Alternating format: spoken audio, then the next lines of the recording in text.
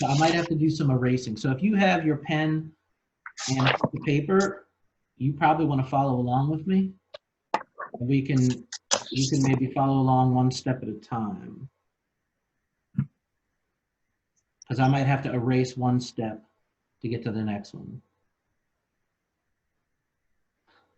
All right, I'm excited about this. So what is this thing right here?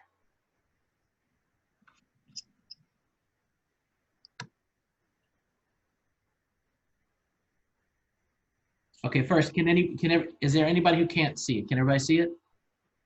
Yes. Okay. What is this thing right here? I'll give you a hint. Let me see if I can get a color. That would be nice. And let me see if there's a back button. I'm used to making my videos. Okay, I do have a back button. Nice. Okay, I'll give you a hint. What is this thing? Look at what I'm circling.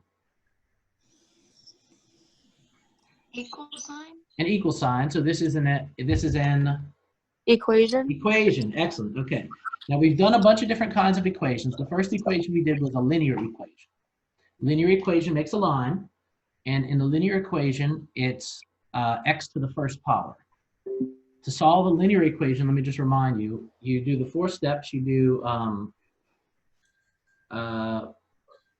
distribute, combine like terms, variables to the same side, and isolate your variable.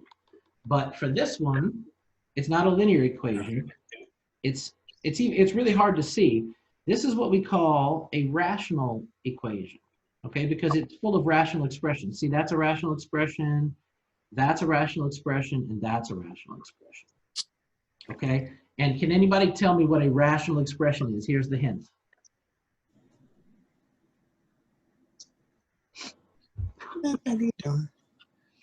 You make me cry.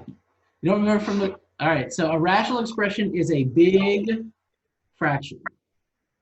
Okay, that's all a rational expression is. It's a big fraction. Let me get these tape here.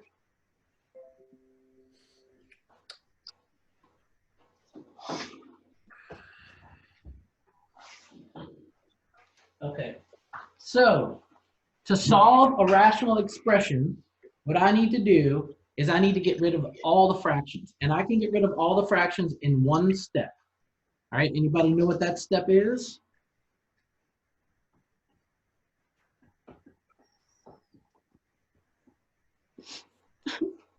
Okay, to get rid of all the fractions, one step, I find the LCD and I can multiply everything by the LCD. So look at this problem here. When I go to look at my denominators, I have an x plus 7. What else do I have? X plus 6. X plus 6. And then I have this thing, this trinomial.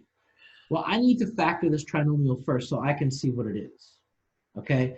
Now, if you've done these problems enough, you're going to figure out that they don't want to burden you with too many denominators. So what they end up doing is usually when you factor this, it ends up being x plus 7 times x plus 6. Okay? So look at my trinomial right here. X squared plus 13x plus 42. That is an easy 1 because it starts with the number 1. The first 2 parts are x and x. And what about the last 2 parts? They need to multiply to give me 42. And then they're going to need to add to give me 13. Okay, so what I'm doing right here is I'm factoring this trinomial. That's from chapter 6. This is like 6.2. What 2 numbers multiply to give me 42 and then add up to give me 13? Anybody know?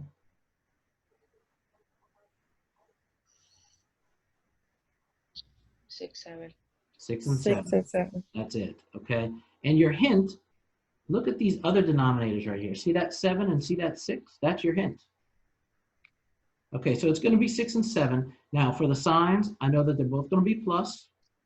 See what I'm circling there? And I know that they're both going to be, they're both going to be the same and they're both going to be plus. Okay, so can't zoom. All right, so this is my rational expression equation with my rational expressions. And what I need to do is I need to multiply everything through by, oh, I have colors. I need to multiply everything through by the LCD and my fractions will disappear. Okay, so watch what I'm doing here. This is going to multiply times x plus 6, x plus 7. This one multiplies times x plus 6, x plus 7. And the last one, multiply times x plus 6, x plus 7. So in class, I actually bring out a magic wand, and I wave the magic wand to make all the fractions disappear. Now watch how they disappear. Look at this first term. This x plus 7 will cancel with this x plus 7. Okay, now what am I left with? I'm left with 1 times x plus 6. So 1 times x plus 6 is just x plus 6. But the second one, what cancels out? The x plus 6 and the x plus 6. So I'm left with 5 times x plus 7.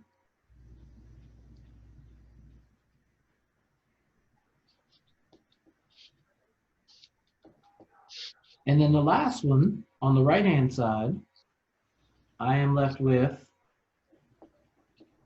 let's see what cancels out. The x plus 6 cancels with x plus 6. The x plus 7 cancels with x plus 7. So all I'm left with on the right-hand side is that negative 1. Okay, so you see how I use the LCD? I multiplied everything by the LCD, and now look right here. All my fractions are gone. Okay, now let's solve this. This is now a linear equation. I don't see any squares, so I don't have any, it's not a quadratic, it's a linear. And I'm gonna have x plus 6 plus, what do I get here?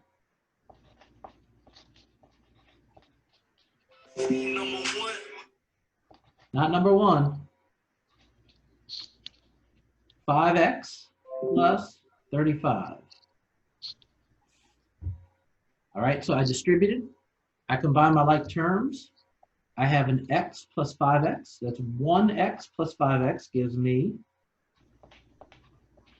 6x. And then I have 6 plus 35. What's that give me?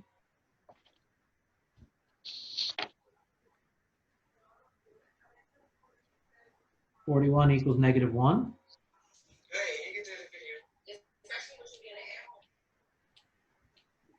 All right, now I distributed, I combine like terms. Now I need to, all my variables are already on the same side. I only have one x. So now I need to isolate the variable. I need to get that x by itself. So I think I might need to go to a new page. 6x plus 41 equals negative 1.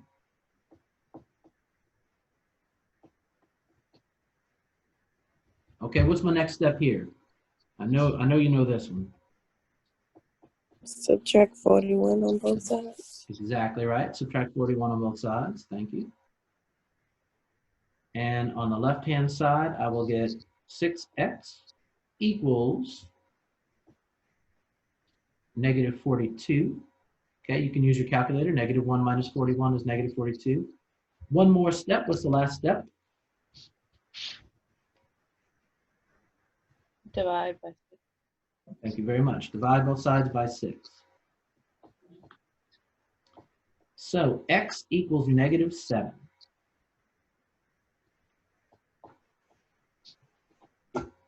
Now, there's something wrong. If I put negative 7 into my answer, it's going to tell me, I'm wrong.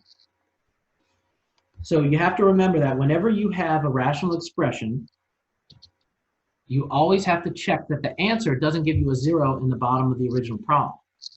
So if you put the answer of negative 7 and you showed your work and I saw your work, I'm only going to take 1 point off of this problem. Okay, but if you don't show any work and it's multiple choice and somebody puts negative 7, it's going to be wrong. So if you go back to the original problem, which I don't know if I can do that. Yes, I can. All right, if you go back to the original problem here, if I took a negative 7 and I plugged it in right here, I'd be fine because -7 plus 6 is -1. But if I plugged in a -7 right here, what would happen? Equals 0. Yeah, -7 plus 7 equals 0, and I can never have a 0 in the denominator.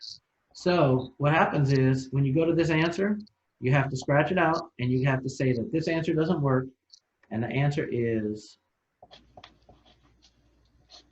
no solution.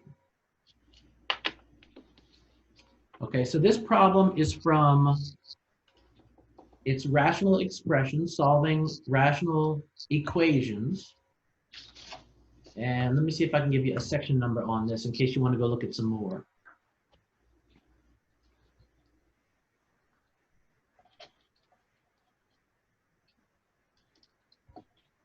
Solving quadratic equations. Okay, this is from section 7.5. So if you want to look at more problems or you want to go look at another video that I did with something similar, go look at section 7.5. Okay, any questions on this problem right here? What number was this? 18. 18. Any questions on number 18?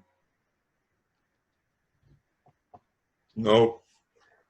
Okay, and remember, I mean, if you wrote it down and then you just you factored this, showed me the LCD, you know, that's 2 points right there. That's 2 out of 4.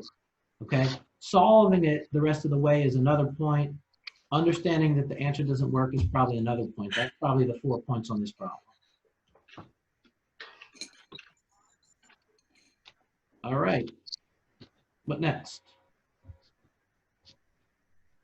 Questions on the final exam review of the 34. Number 17.